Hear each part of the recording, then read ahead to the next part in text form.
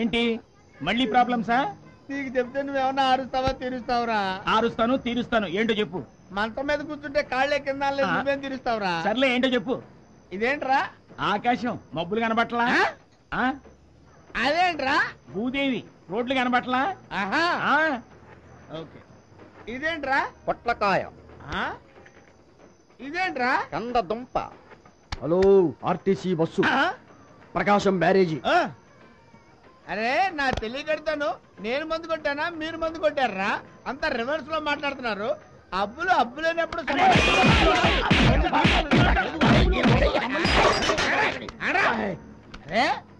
ఎందుకు పనికిరండి తొట్టిగాంగు మీకే ఇంత పౌరుషం వస్తే రాయలసీమ బిడ్డ సమరసింహారెడ్డికి కొట్టకుండానే పౌరుషం రావాలి గాని అన్ని దెబ్బలు ఎలా తిన్నాడబ్బా? అబ్బులా సమరసింహారెడ్డి. అష్టమ్యాయాం భానువాసరే శుభ నక్షత్రే శుభయోగే శ్రీమాన్ గోత్ర. బాబు నాన్నగారిదే అమ్మగారిదే ఈ కార్యక్రమం? నా ప్రాణానికి ప్రాణం నా తమ్ముడు వాసుది. వాసు నామధేస్య ప్రతి సంవత్సరీకాఖ్యాం కర్మకరిష్యేన. నీళ్లు ముట్టుకోండి బాబు. ఈ పళ్ళెల్లో నువ్వులు కుడి చేత్తో తీసుకోండి బాబు. తర్పణం వదలండి. ఓం యో వైదాం బ్రహ్మణో వేద అమృతే నామృతాంబరీం దస్మై. అమ్మా సంగీత, మీ అన్న ఆత్మశాంతి కోసం పాపం చేసి హుండీలో డబ్బులేసేవాళ్ళని చూశాను. ప్రాణం తీసి ఆత్మ నోరు మూయించాలనుకునేవాడిని నిన్నే చూస్తున్నాను. లేదమ్మా, నన్ను తప్పుగా అర్థం చేసుకుంటున్నారు. వాసు నా పంచ ప్రాణాలమ్మా. వద్దు, నీ అబద్ధాలు విని ఓపిక మాకు లేదు. నిన్నటిదాకా మీ వాస నేనే అని చెప్పావు. ఇవాళ మీ వాస అంటే నాకు పంచ ప్రాణాలని చెప్తున్నావు. నీ పాపిష్టి చేతులతో పిండం పెడితే కాకులు కూడా తినవు. మా ముగ్గురిని కూడా చంపి నలుగురికి కలిపి పెట్టి పిండాలి. నేను వచ్చింది మీ ప్రాణాలు తీయడానికి కాదు, మీకోసం ప్రాణాలు ఇవ్వడానికి. శభాష్, ఇప్పుడు మీ అందరూ నాకు నచ్చారు. మీలో ఎవరు గొప్పవాళ్ళో నేను టెస్ట్ పెడతాను.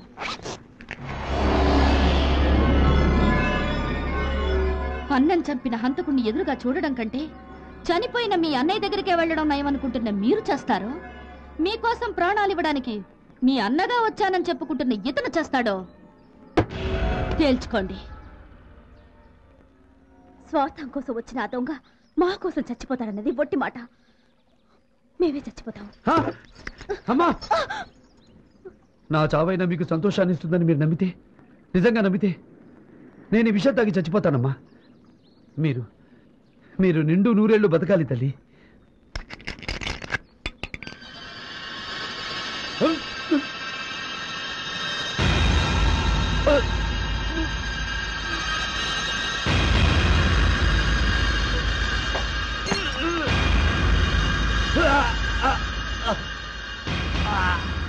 సమరసింహ, నీకివే నా అంతిమ జోహార్లు. వచ్చే జన్మలో మళ్ళీ శత్రువులుగా పుడదాం. అప్పుడు కూడా నీ చావు నా చేతిలోనే ఉండాలని కోరుకుంటున్నాను.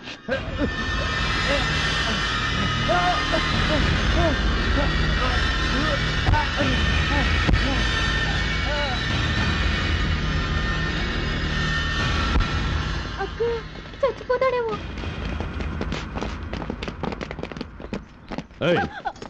వాడి జోలికి వెళ్ళొద్దంటే ఎందుకే మళ్ళీ వాడి దగ్గరకు వచ్చారు? అతను విషయం తాగేశాడు. తాగని పీడ వదిలిపోయింది. రే బుల్లబ్బాయ్, నీ కోరిక తీరడానికి వాడే పూల బాట వేశాడు. అనుభవించు.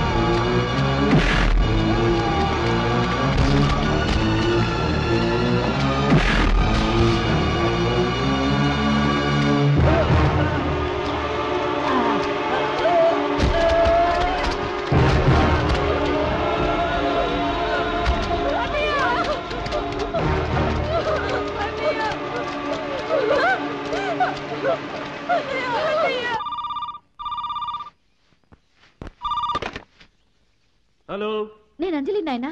చెప్పమ్మా, ఏమి శుభవార్త? అవును, శుభవార్తే. వాడి చేత విషం తాగించాను.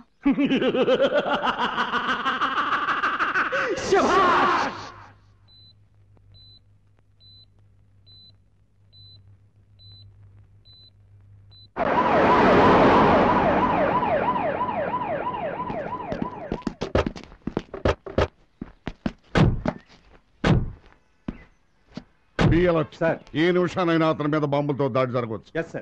ఇప్పుడు మీ కడుపు మంట చల్లారిందా? రక్తం పంచుకు పుట్టకపోతేనే నిన్ను చదివించాలనుకున్నాడు, నీ ఎవరితనం పోగొట్టాడు, నీకు పెళ్లి చేయాలనుకున్నాడు. ఇప్పుడు మీరు ముగ్గురు కలిసి అతన్ని చంపుకుంటున్నారు. చంపుకోండి. ఏంటే పెద్ద లెక్చర్ కొడుతున్నావు? ఈ ముగ్గురిని ముంబైకి తీసుకెళ్లి అమ్ముకోవాలనుకున్నాడు ఆ బ్రోకర్ విధవ. నోర్బై, అతని గురించి నీకేం తెలుసు? ఏం తెలుసని అవుతున్నావు? అతని పేరు చెప్తే రాయలసీమంతా చెయ్యెత్తి దండం పెడుతుంది. పేదలు అతన్ని దైవంగా కొలుస్తారు. శత్రువులు అతని పేరు చెప్తే చాలు గడగలాడిపోతారు. అతను రాయలసీమ సింహం, సమరసింహారెడ్డి.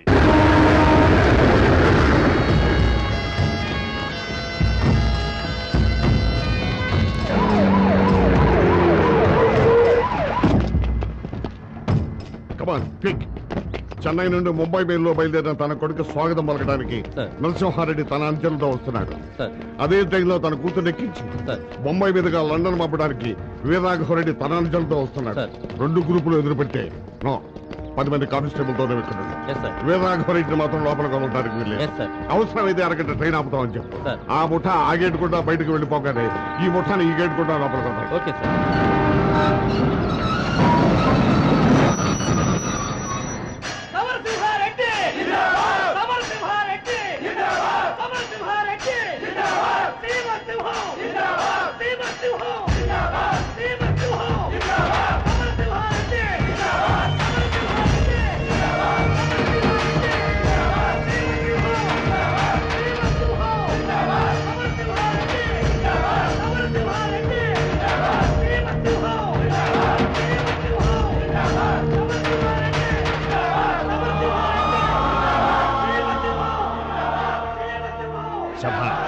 కుల గౌరవం నిలబెట్టావురా సమర. నా ఒంట్లో ఉన్నది మీరిచ్చిన సీమ రక్తం నాన్న. దానికి ఆకలేస్తే ఆహారం తినదు, పౌరుషాన్ని తింటుంది. శభాష్. వాసు ఏడి? ఇక్కడే ఉన్నా పెద్దయ్య, వస్తున్నా. అదేంట్రా చెంగు కప్పుకున్నావు నెత్తి మీద? లోపలంతా ఒకటే మంచు పెద్దయ్య, జలుబు చేసింది.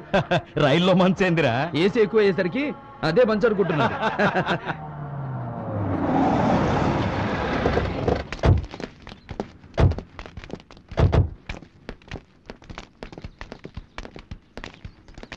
సార్, ఒక 5 నిమిషాలు ఆగాలి. ఏమి దుర్ముహూర్తమా? కాదు సార్, లోపల నరసింహారెడ్డి గారు ఉన్నారు. ఉంటే వాళ్ళు వెళ్లే వరకు మిమ్మల్ని వదలొద్దన్నారు సార్ ఎస్పీ గారు. నెత్తి మీద టోపీ కనుక లేకుంటే తల పట్టాల మీద పడి ఉండేది. మే ప్లాట్ఫారం మీదకి రాకముందు వాళ్లను తోకలు ముడుచుకొని వెనక్ గేట్ నుంచి వెళ్ళిపోమని చెప్పు. సార్, వాళ్ళు నా మాట వింటం లేదు, వచ్చేస్తున్నారు సార్. సార్, మీరు కొంచెం వెనకట్టు కూడా బయటకు వెళ్ళాలి. ఎందుకు? వీరరాఘవరెడ్డి కూతుర్ని ట్రైన్ ఎక్కించడానికి ఇట్టే వస్తున్నారు. అయితే మీ ఇద్దరు ఎదురు పడితే తలకాయలు లేచిపోతాయి. మేము వెళ్ళిపోయాక అవసరమైతే మీ కానిస్టేబుల్స్ తో లెక్క పెట్టించుకో. సార్ మీకు దండం పెడతాను. నా కొడుకు ఆ వీరరాఘవరెడ్డి మీద కేసు గెలిచి ఢిల్లీ లెవెల్లో మా పేర్లు పెట్టి ఇక్కడికి తిరిగి వస్తుంటే దొడ్డిదోకుండా వెళ్ళమంటావా? తప్పుకో. ఆగండి బాబు సమరసింహారెడ్డి గారు, మీరు చదువుకున్నవాడు. అనవసరంగా ఈ రక్తపాత ఎందుకు చెప్పండి. మీరైనా ఆ గేటు గుండా బయటకు వెళ్ళడానికి మీ నాన్నగారిని ఒప్పించండి ప్లీజ్. ప్లీజ్ నాన్న, అటు వెళదాం పదండి. సమరా, మనం అటు వెళితే వాడు మీసం తిప్పుతాడ్రా. రొయ్య మీసాలు ఎంత తిప్పితే ఏం లాభం నాన్న? మనకెదురొస్తే వీధిలోనే కాదు, కోర్టులో కూడా తొక్కేస్తామని నిరూపించుకున్నాం. పైగా మనం గెలిచిన ఆనందంలో ఉన్నాం, వాళ్ళు ఓడిన బాధతో ఉన్నారు. ఈ తృప్తినైనా వాళ్లకు మిగులుద్దాం.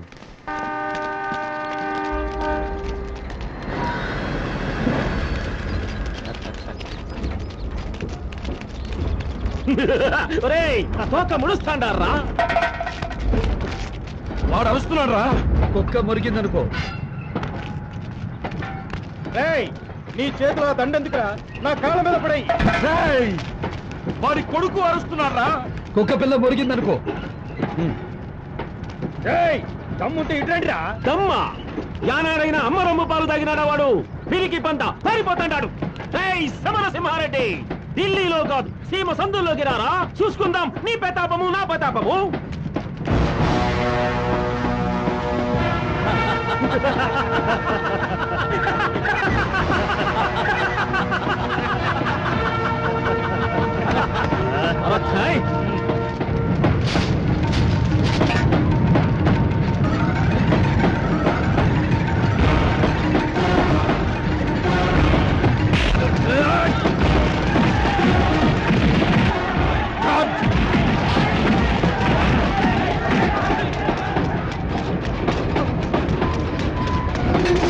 మంచితనాన్ని పిరికితనంగా అర్థం చేసుకున్నావు కదరా. ఎగిరి పడ్డావంటే ఏరుకోవడానికి ఎముకలు కూడా మిగలవు. నీ వంశానికి ఉన్న విలువంత, నీ పౌరుషానికి ఉన్న పవరంతా దమ్ము గురించి రొమ్మ ఎరగదీసుకుని మాట్లాడావు కదరా. విడిపించుకో, విడిపించుకోరా.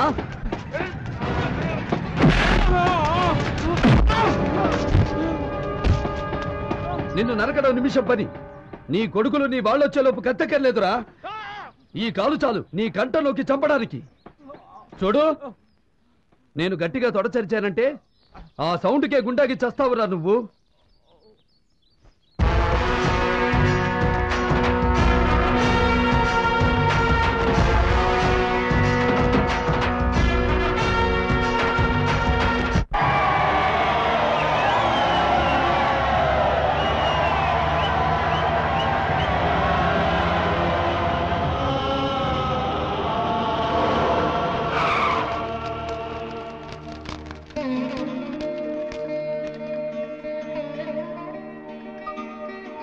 గుమ్మడికాయ కొట్రా.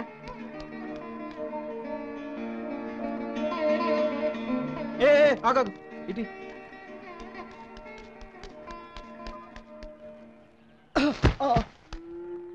అమ్మయ్యా, అదేందిరా అంత దూరాన్ని కొట్టావు? అందులో బాంబు ఉందో ఏమో, ఎవరికి తెలుసు పెద్దయ్యా? బాంబు ఉంటే నువ్వు చస్తావు కదరా. అన్న బతుకుతాడు కదా పెద్దయ్యా. నా బిడ్డ మీద విశ్వాసం చూపించే నీలాంటి మంచివాళ్ళు ఉన్నంతకాలం వాడికి ఏం కాదురా. నీకు అసలు మాట్లాడమే రాదు పెద్దయ్యా. ఏంట్రా? దీన్ని విశ్వాసం అనరు, స్వార్థం అంటారు పెద్దయ్యా. ఆ రోజు తిండి లేకుండా నేను ప్లాట్ఫామ్ మీద పడుకుంటే ఈ ఇంటికి తీసుకొచ్చి నాకు అన్నం పెట్టాడు అన్న. అలాంటి అన్న బతుకుంటే నాలాంటి వాళ్ళు ఎంతో మంది బతుకుతారు.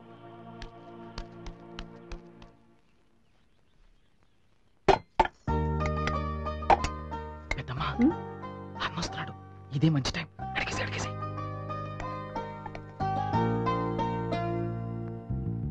ఏంట్రా రైల్వే స్టేషన్ లో గొడవ పడ్డావంటగా? ఏం లేదమ్మా, ఒక ఆంబోతు రంకెలేస్తుంటే దాని ముక్కుకు తాడేసి ఘాటి కట్టేశా. కాదంట, నువ్వు ఆ వీరరాఘవరెడ్డితో గొడవ పడ్డావంటగా? ఆయన ఈ నరుక్కోటాలు చంపుకోటాలు ఏంటి పెద్దమ్మా? గట్టిగా అడుగు. ఒరే చిన్న, నీ హయాంలోనైనా ఏ గొడవలు జరగకుండా చూడరా. ఏమిటి తల్లి కొడుకులేదో గుసగుసలాడుతున్నారు? ఏం లేదు పెద్దయ్య, రాగి సంకట్లోకి గుత్తొంకాయ బాగుంటుందని పెద్దమ్మ అంటుంది. నేనేమో మీగడ పెరిగైతే అతృప్తి అంటున్నా. అయి రెండు తింటే అదరటం కాదు, ఎదుటి వాళ్ళని చూసి మనం బెదరాలి. గొడ్డు కారం వేసి పెట్టవే వాడికి. రోషన్ తగ్గితే రాయలసీమలో బతకడం కష్టం. ఒరే వాసు, అన్నా, పొరుగురు నుంచి ఇంకో నెంబర్ వచ్చింది కదరా, ఏది? అదిగో కిటికీ దగ్గర నిలబడి నే మీద చూపులు బాణాలేస్తుంది.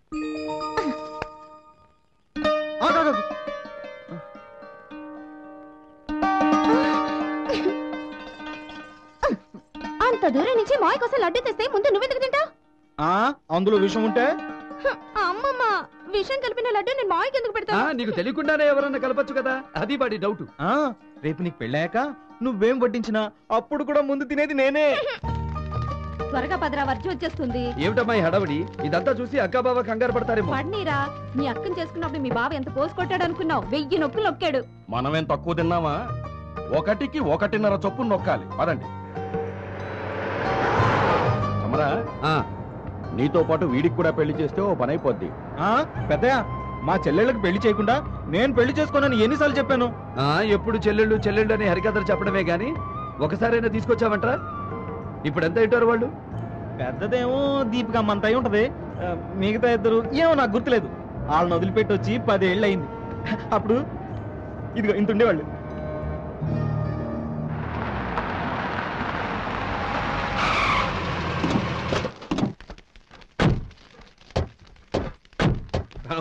రండి. ఏమిటి నాన్న, ఏమైంది? రా తమ్ముడు. ఓహో, పెళ్లి కాకపోతే అల్లుడు అలకపాలు పెట్టినాడే ఏంది? 3 పొలిమేరలు దాటొచ్చాం. ఆ కాళ్ళతో వచ్చామంటారా లోపలికి? రేయ్ నీళ్ళు పట్రా.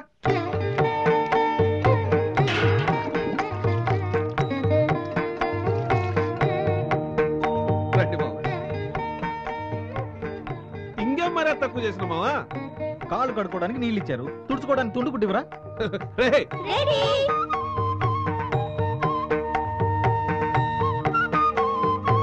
మంత్రి గారు లగ్నం చూడబ్బా. లగ్నం తర్వాత ముందు కట్నం సంగతి తేల్చండి. అడుగు మావా, 60 ఎకరాల మామిడి తోట కావాలనా, దాన్ని విలువ చేసే చెరుకు తోట కావాలనా, లేకుంటే మాగాడి చాలే? మాగాని మాకెందుకయ్యా, మేలిమి బంగారం కావాలి. ఎన్ని కిలోలు కావాలి మావా? 60 కిలోలు. కుదరదు. కుదరకపోతే ఇంకో సంబంధం చూసుకుంటాం. ఇవ్వలేక కాదు, 60 ఇవ్వను, 63 కిలోలు ఇచ్చాను. అబ్బా, కిందటి నెలలో అమ్మాయి బరువు ఎంత అంటే 60 కిలోలు అని చెప్పావు కదయ్యా. పెండ్లి కుదిరిందని తెలియగానే ఈ వారంలో 3 కిలోలు పెరిగింది. నన్నేం చేయమంటావు? సరే కానీ పంతులు గారు, ముహూర్తం మీ అందరికీ నచ్చితే చాలా, నాకు నచ్చకర్లేదు తాతయ్య. ఏ నా కొడుకు ఏం తక్కువ? తక్కువ ఎక్కువ నాకు తెలీదు. నేను మావయ్యతో సెపరేట్ గా మాట్లాడుకోవాలి. ఏంటి? కూర్చో.